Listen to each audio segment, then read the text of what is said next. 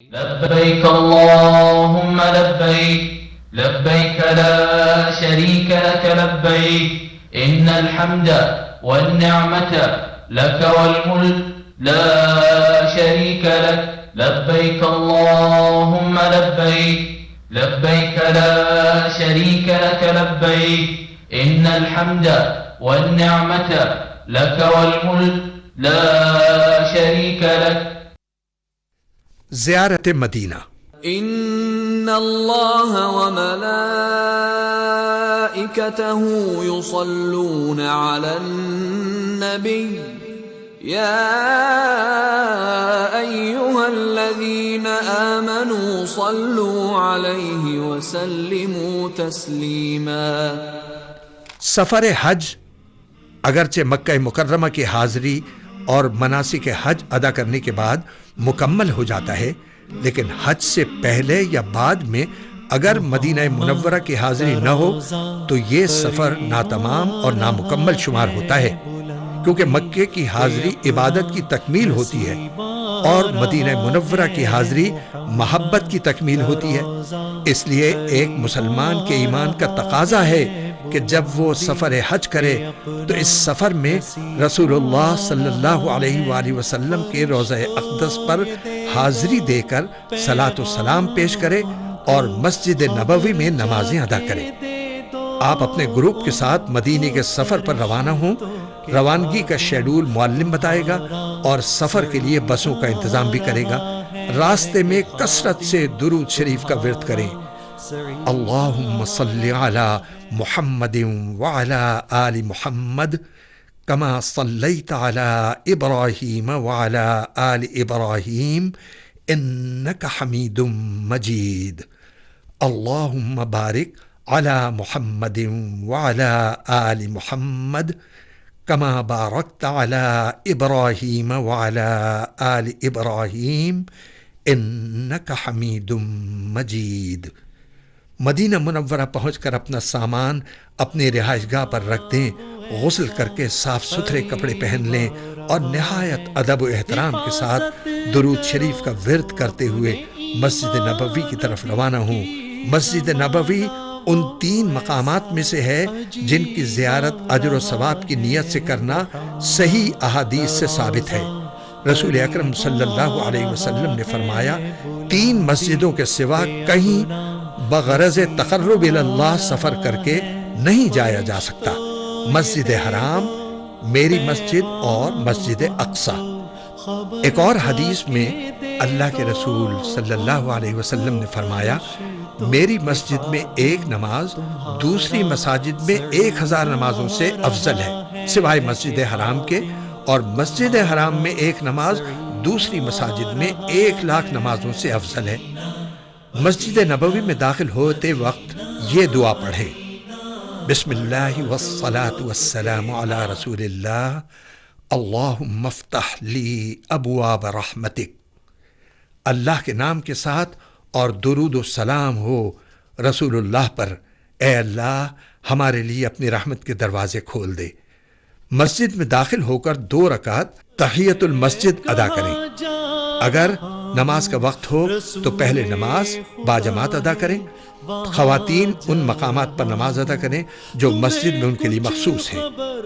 مسجد نبوی میں روضہ مبارک اور ممبر شریف کے درمیان جو جگہ ہے اسے ریاض الجنہ کہتے ہیں۔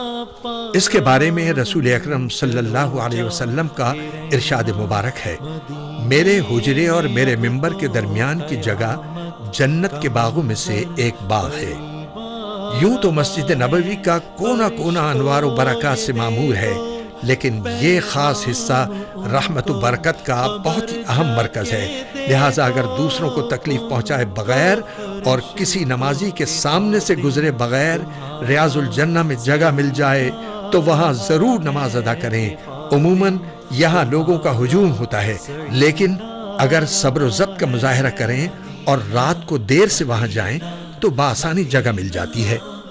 روضہ اقدس کی حاضری کے وقت بہت زیادہ ادب و احترام کا مظاہرہ کریں۔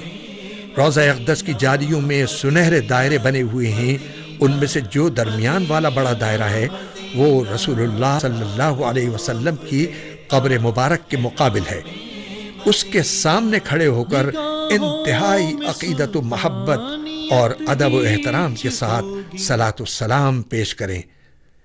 الصلاۃ والسلام علیک یا رسول اللہ، الصلاۃ والسلام علیک یا حبیب اللہ، الصلاۃ والسلام علیک یا خیر خلق اللہ، الصلاۃ والسلام علیک یا سید الانبیاء والمرسلین، الصلاۃ والسلام علیک یا خاتم النبیین، الصلاۃ والسلام علیک یا شفیع المذنبین۔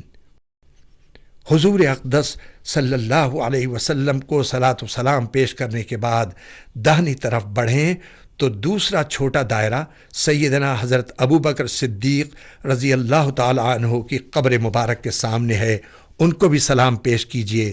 السلام علیک یا خلیفۃ الرسول اللہ، السلام علیک یا امیر المؤمنین، السلام علیک یا ثانی اثنین فی الغار، السلام علیک یا ابا بکر الصدیق رضی اللہ عنہ۔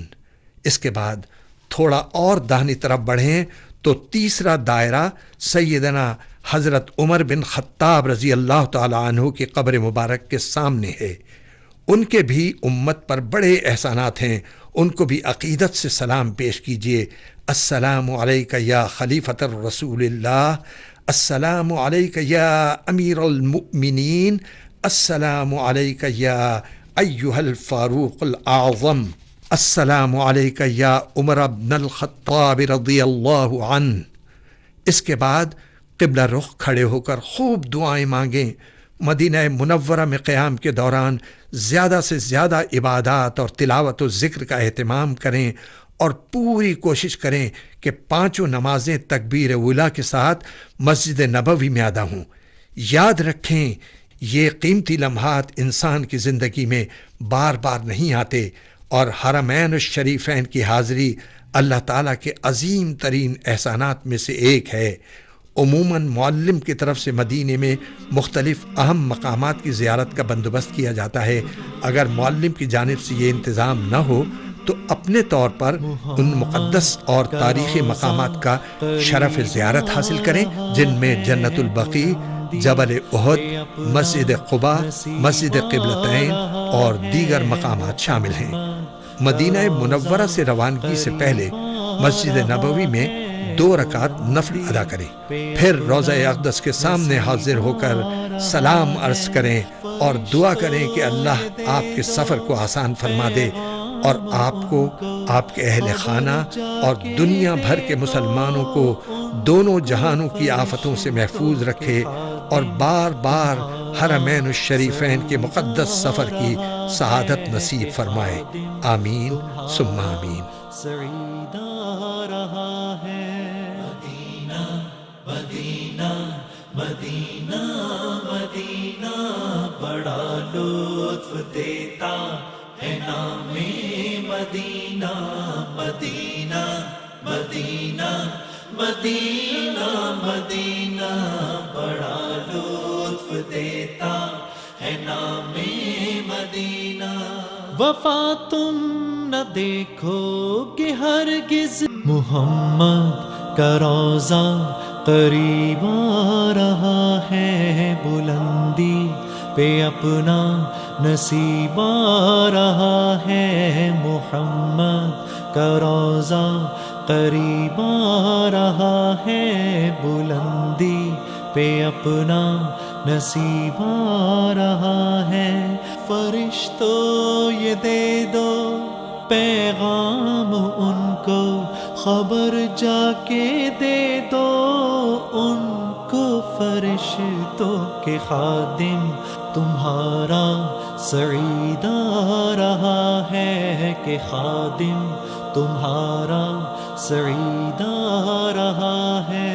مدینہ مدینہ مدینہ مدینہ، بڑا لطف دیتا ہے نام مدینہ مدینہ مدینہ مدینہ مدینہ، بڑا لطف دیتا ہے نام مدینہ.